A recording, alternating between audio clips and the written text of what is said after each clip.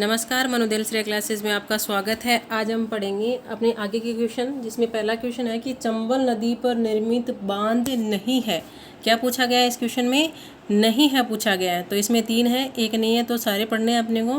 पहला क्या है? गांधी सागर बांध, दूसरा है बजाज सागर बांध, तीसरा है राणा प्रताप सागर बांध और चौथा कौन सा है? जवाहर सागर बांध। तो इसमें बजाज सागर बांध है वो चंबल नदी पे निर्मित रही है, बाकी ये तीनों चंबल नदी पे निर्मित है। नेक्स्ट आता है कि चंबल परियोजना में निम्नलिखित में से कौन सा राज्य राजस्थान के साथ साझेदार है? चंबल परियोजना में तो मध्य प्रदेश है साझेदार। नेक्स्ट आता है क्वेश्चन कि जवाहर सागर बांध का निर्माण किस परियोजना के अंतर्गत किया गया है? तो जवाहर सागर बांध परियोजना का निर्माण चंबल परियोजना के अंतर्गत किया गया है। नेक्स्ट आपका क्वेश्चन आता है कि माही बजाज सागर परियोजना से सर्वाधिक लाभ राजस्थान के किस जिले को मिल रहा है? माही बजाज सागर परियोजना से सर्वाधिक लाभ हो रहा है बांसवाड़ा को। नेक्स्ट है कि निम्नलिखित में से कौन सी नदी व्यास परियोजना के अंतर्गत शामिल नहीं है? व्यास परियोजना के अंतर्गत तो सतलज, व्यास, ये दोनों मिला के बनती है अपनी रावी, व्यास, तो ये तीनों हैं, इसमें माही नहीं है। व्यास परियोजना के द्वितीय चरण में बनाए गए बांध का नाम क्या है? ये बहुत बार क्वेश्चन पूछा हुआ है, तो पोंग बांध है। व्यास परियोजना का जो द्वितीय चरण चला उसमें बनाए गए बांध का नाम क्या है? पोंग बांध।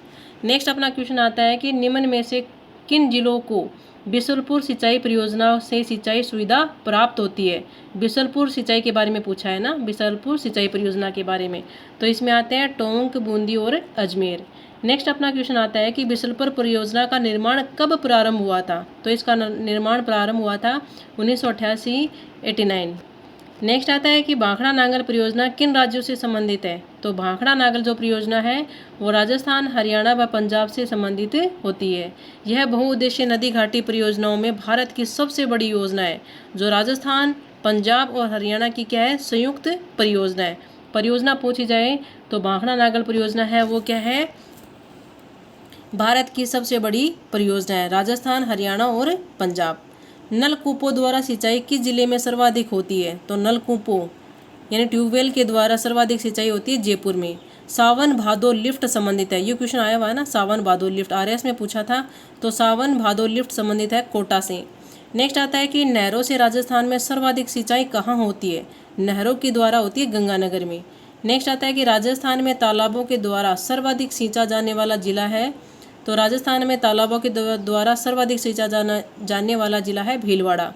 नेक्स्ट है कि जोधपुर जिले में किस लिफ्ट नहर से पेयजल सुविधा उपलब्ध कराई जा रही है? तो फलौदी लिफ्ट नहर। नेक्स्ट आता है कि इंदिरा गांधी नहर परियोजना में लीलवा व दीघा शाखाएं कहाँ से निकाली गई हैं? ये इंदिरा गांधी से क्वेश्चन आपका मोस्टली ज़्यादातर एग्जामों में पूछा जाता है, तो इंदिरा गांधी नहर परियोजना को आपको पूरा पढ़ना है। मैं इसके आपको नोट्स है मेरी कम्युनिटी में 1-2 दिन में डाल दूंगी इंदिरा गांधी नहर परियोजना के बारे में। तो लीलवा व दीघवा शाखाएं कहाँ से निकलती हैं? तो ये निकलती है मोहनगढ़ से। कंवर सेन लिफ्ट नहर से राज्य के किस जिले को पेयजल सुविधा मिल रही है? तो ये बीकानेर को मिल रही है कि कंवर सेन लिफ्ट नहर। झांपी डैम किस जिले में स्थित है? तो झांपी डैम स्थित है झालावाड़ में। जर्मनी सरकार की आर्थिक सहायता से झुंझुनू, चूरू व हनुमानगढ़ जिले में संचालित परियोजना कौन सी है? तो वो है आपणी परियोजना। याद रखना इस नाम को, आपणी परियोजना। राजस्थान में सबसे कम सिंचाई किस स्रोत से होती है? तो तालाबों के द्वारा सबसे कम राजस्थान में सिंचाई होती है। राजस्थान में कुओं के द्वारा सर्वाधिक सिंचाई किस क्षेत्र में होती है? पहले वो जगह पूछी थी, जिला पूछा था, अब क्षेत्र पूछा है, तो पूर्वी क्षेत्र। राजस्थान के कौन से क्षेत्र में? पूर्वी क्षेत्र में होती है ना। ये अजमेर, जयपुर में सर्वाधिक नलकूपों के द्वारा होती है, तो पूर्वी क्षेत्र में आता है, तो पूर्वी क्षेत्र है ना। अजमेर जिले में खारी नदी पर निर्मित रावली टोडगढ़ अभयारण्य में जिले की सबसे बड़ी सिंचाई परियोजना है? तो नारायण सागर परियोजना। नेक्स्ट है कि उदयपुर की खेरवाड़ा तहसील में माही की सहायक सोम नदी पर निर्मित परियोजना का नाम क्या है? तो उसका नाम है सोम कागदर। नाम याद रखना, सोम कागदर। कुछ तो आपने पहले ही नाम सुनेंगे, इनको पहली बार नाम सुना होगा, तो इनको ध्यान में रखना है कि उदयपुर की खेरवाड़ा तहसील में माही की सहायक सोम नदी पर निर्मित परियोजना का नाम है सोम कागदर।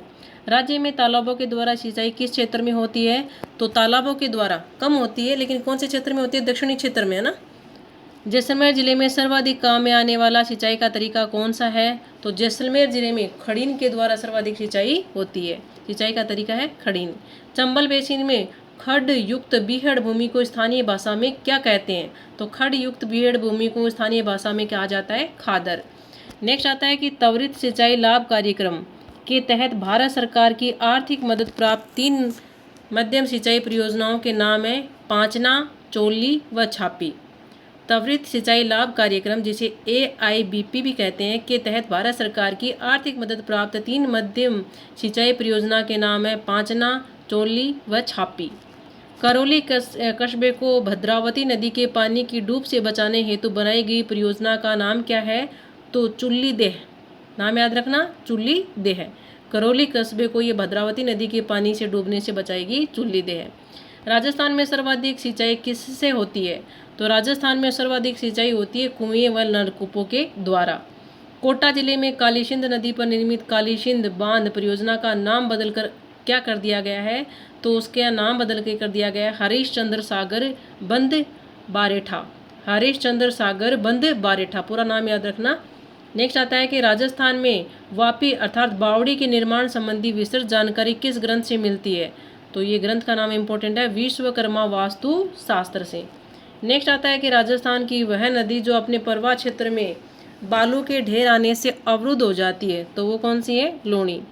थार मरुस्थल का एकमात्र प्रवाह बेसिन निम्न में से किस क्षेत्र में है? तो गोडवाड़ क्षेत्र में है।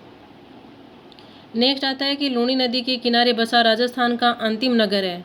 तो लूणी नदी के किनारे बसा राजस्थान का अंतिम नगर है भीनमकाल। क्या नाम है? भीनमकाल। ढूंढ नदी कहाँ से निकलती है? तो ढूंढ नदी निकलती है अचरोल पर्वत से।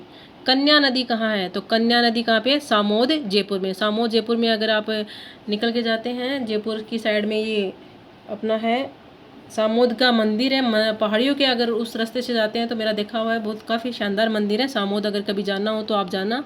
कन्या नदी यहाँ है सामोद जयपुर। राजस्थान में आंतरिक जल प्रवाह क्षेत्र कितने प्रतिशत भाग में विस्तृत है? तो ये 60.02 या फिर 2% है ना, 60.2%। राजस्थान में आंतरिक जल प्रवाह क्षेत्र कितने प्रतिशत है? 60.2%। उत्खात भूमि किस नदी अपवाह क्षेत्र में पाई जाती है? तो चंबल क्षेत्र में पाई जाती है उत्खात भूमि। ओके, ये आपके कुछ इंपॉर्टेंट क्वेश्चन थे, आगे वीडियो में पढ़ेंगे आगे वाले question. Okay, thank you for watching my video.